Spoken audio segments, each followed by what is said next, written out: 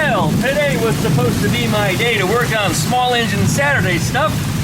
That way I had something for the weekend, and guess what I can't do? Yeah, it's been doing this about every day for the last 3 or 4 days, and it's been pretty harsh. And all I want to do is take the suspension apart on that thing, but I just can't seem to catch a break. And I've been so busy with Volkswagen stuff during the week, and I'm really happy for that, man. People just keep bringing me things. Ever since I announced that I wanted to start taking in some other people's projects, so that way I had some fresh content, man, people have been lining up and they've been contacting me from all over the world. I mean, if you want to bring your car down from Canada for me to work on it, that, you know, I'd be so privileged. But people see me as, you know, the Duck Band being, you know, like a celebrity or something, and they want that stamp. And I think I need to come up with some kind of a sticker or something, you know, that this car has been worked on by the Duck Man, that kind of thing. But anyway, the poor chickens are outside. They're pretty well sheltered, though. I throw that tarp over their cage just to keep the sun out, but it also has the great side effect of keeping the rain out as well. But it does puddle up on the roof of it, which can sometimes be a problem. And since we got 14 inches of rain the other night in a very, very short period of time, yeah, that's the reason why the cage is all crooked, because the weight actually bent the metal tubing that holds the kennel up. So I've got some metal tubing. I'm going to do some cutting, and I'll fix it up. Not a big deal. But yeah, can't work on the cart today. Can't do nothing with that. I got a couple more mowers to work on. I got a generator, well, 2 generators, one under the tarp also. Some more stuff for small engine Saturday. Everybody wants to see me rebuild them small engines, especially HIPAA. Hey, by the way, let's take a moment to talk about HIPAA. No, I can't do that. I can't put a commercial in a nonsense video, because this is one that really, truly is nonsense. I mean, this is bad. This is really bad, guys. And it's been like this for days. I mean, we get breaks, don't get me wrong. The sun will come out and it'll be a hot as hell day, with the humidity way up, and then all of a sudden it'll just cloud up and do this again. And I think today it's expected to be like this all day long. So, but anyway, let me show you what else is going on in the driveway. You might be surprised at how little is here.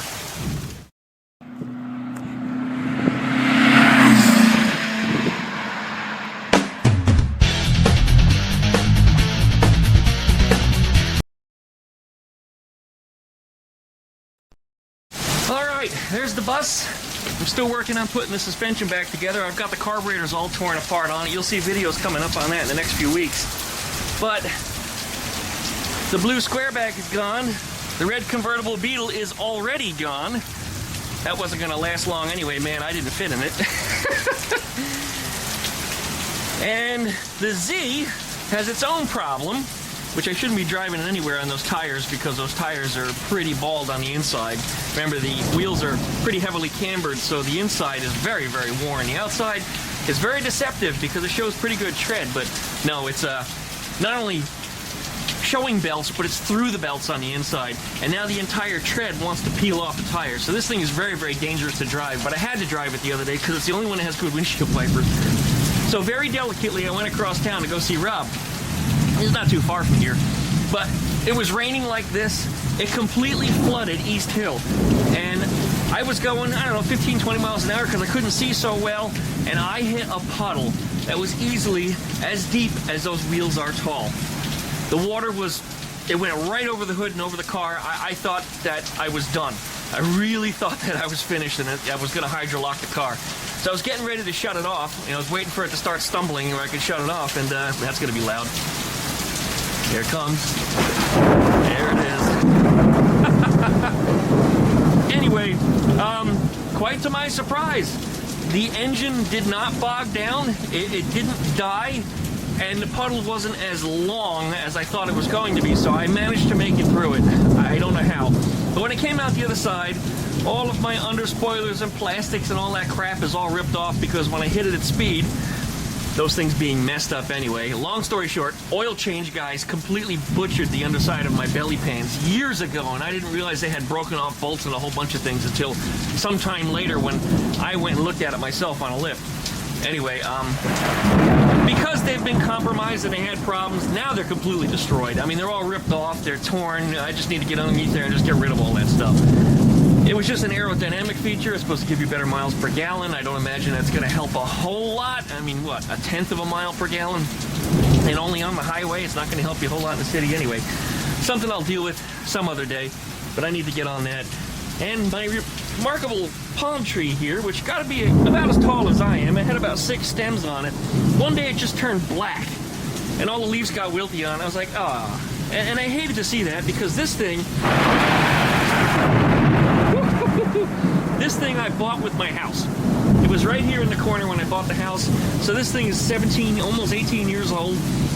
And so it's a little place mark in my history. And when I move, I'd like to take it with me. And I was kind of sad that it died. So anyway, I went to cut it up to throw it in the trash can, and I noticed it had a whole bunch of green growing out of it. So it's making a new plant, but it does need to be repotted. That thing is in way too small of a pot for 17 years. But what's funny is when I first bought the house, it wasn't much taller than that. And it didn't grow much. I mean, it didn't hardly grow at all. It just grew new leaves seasonally.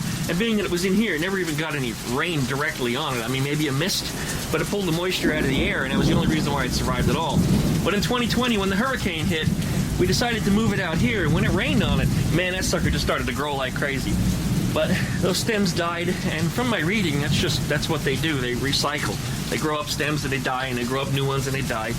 And I'm sure that being in the pot probably isn't helping it any, but I need to get it in a much bigger pot or put it in the soil somewhere. But I don't want to plant it, and as I said, when I'm moving, it's going with me.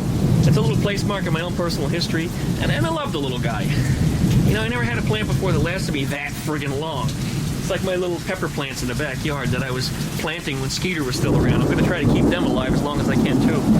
And they're doing quite well also. They're on top of the chicken cage. I decided to put them out there because it gave me the most sun exposure. And that seemed to be good for them, because in just a couple weeks of massive sun exposure, being in direct sunlight as they have, and the fact that they get watered so much better, not being underneath the trees, you know, stealing all the water, they've grown like crazy. So I'm going to have a lot of peppers this year, and I'm excited for that, because they're growing flowers like I haven't seen them. Street lights are on once again, so yeah, anyway, I'm doing a lot of this kind of stuff, and there's really not much else that I can do, not until I have a shop or a garage space, you know, where I can start working inside. You can visit my website, duckshit.net, and you'll see the link there for donations to the shop. And I'm not telling you that you have to, but if anybody really wants to help me out, you know, throw me a bone. I really appreciate it, because the shop days are getting closer and closer and closer. And when this market finally turns around, the property investment, you know, property prices go down a little bit, and all of my investments start to go up, because they seem to be opposite of each other. And I'll be able to buy me a piece of land. I'll be able to put my shop on it, and I gotta say, I've actually been looking at a piece of land that's a mile long. Yeah, you heard that right, a mile long. I could put a drag strip on it. A mile long. I forget what it was. It was like 5,500 feet long or something. It was 100 square, 100, what the hell was it? 100 acres. That's what it was, not 100 square or anything. 100 acres, literally a mile long. It's a large rectangular piece of property that the whole center was already cleared out. And through one of the corners of it is a little river or a stream, so there's actually a little water. Whoa, that's going to be loud too. Here it comes. Get ready, guys. There it is. Anyway, yeah. Just some updates coming from the Duckman. Whole lot of yammering, whole lot of talking. Not much else I can do today until something changes. Anyway, by the time you guys are seeing this, it's probably Father's Day, so happy Father's Day to all you dads out there. I'll throw up a picture of my first Volkswagen right here, so you guys can see. My dad and I are around 1979, 1980, somewhere in there. I miss Dad. He's been gone now since late 2020, almost exactly 3 years. This was the last Father's Day that I would have spent with him, 3 years ago. So things are hard, you know, give your dad an extra hug, and we didn't expect what happened to happen, and when he went, it was bad. And my grandmother's birthday was also recently, 101 years old, but she's gone now too. And she died right about the same time as Dad. Very sad story, and we're coping. I mean, it's hard not being able to pick up the phone and, give Dad that call. Especially when I want to know how to treat some of the things that he left behind. What should I do with this, Dad? And he's not there to ask. So, happy Father's Day to all you guys out there. Anybody that is a dad. The best I got is ducks, chickens. But don't think that I'm not a daddy, because I certainly love them babies. So, like I said, give your dad that extra hug today, and take care of him. He's somebody that's not always going to be there. So enjoy him while you got him. Ask him those questions, talk to him, ask him about his life, ask him about his history. Just things about my dad that I wish I knew that I never got the chance to ask. You know, it's just one of those things. But anyway, thanks for watching, everybody. Like it, comment, and subscribe. Don't forget to select the dingle bells to get updates every time I upload a video. Try not to get too wet this weekend. If it's not raining when you're at, enjoy it. I was supposed to go to a barbecue. It was later. Ranchero Spirito Me's house. And the weather's like this. I mean, I'm sure it's still going to happen, but I really don't want to drive that in the condition it's in, and the fastback doesn't have wipers. I would drive a customer car, but I can't do that either. Unless I can maintain a wheelie. So I guess that's it for now. Thanks everyone for watching. We'll see you next time.